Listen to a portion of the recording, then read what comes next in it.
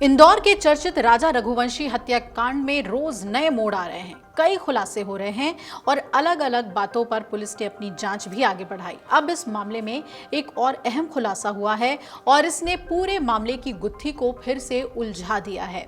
बताया यह जा रहा है कि राजा की हत्या करने वाली उसकी पत्नी सोनम के पास 2 मंगलसूत्र बरामद हुए हैं।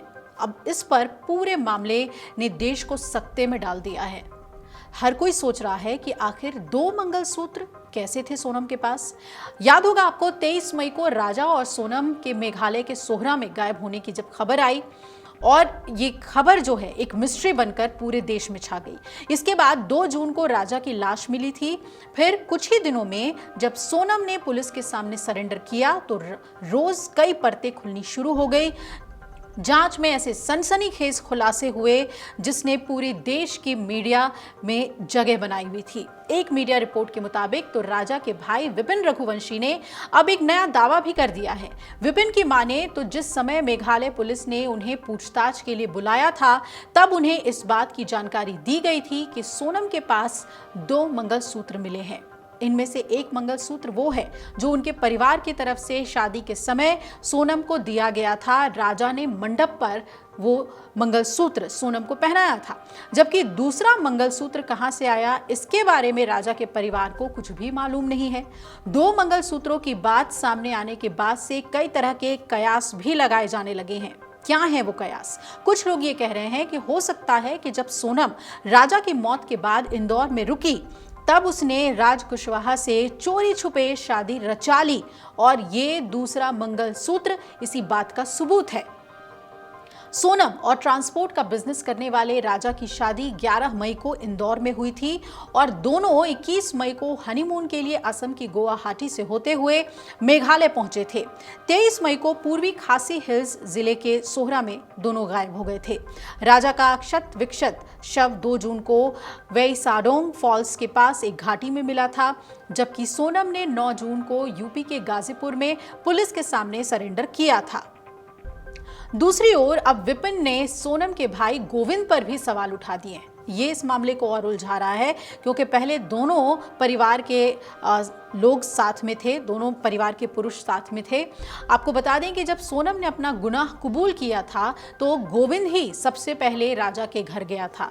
तस्वीरें याद होंगी आपको कि राजा की मां से कैसे लिपट कर वो रोया था।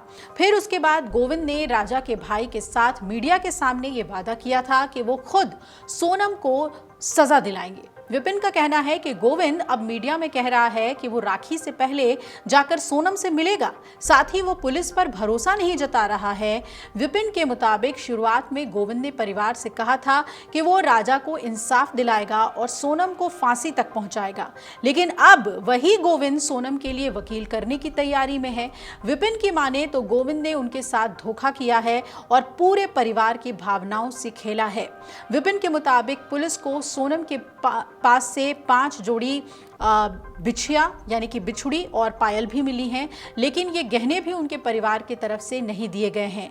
उनका ये कहना है कि ये सोनम के पास या तो पहले से रहे होंगे या फिर किसी और ने दिए होंगे।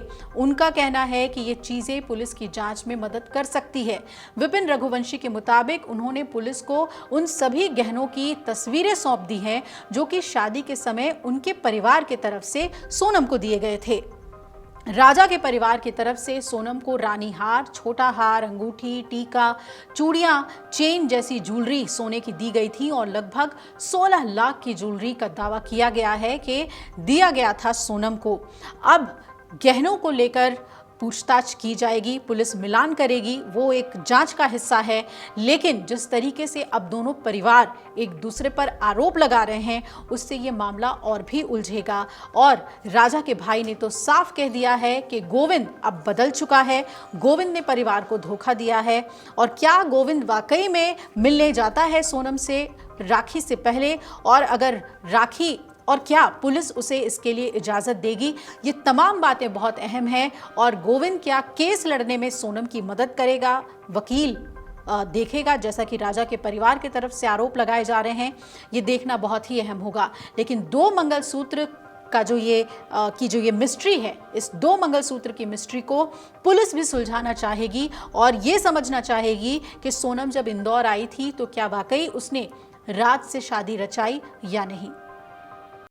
अगर आप ये वीडियो YouTube पर देख रहे हैं तो हमारे चैनल को सब्सक्राइब कर बेल आइकन दबाएं और Facebook पर देख रहे हैं तो हमारे पेज को लाइक करें।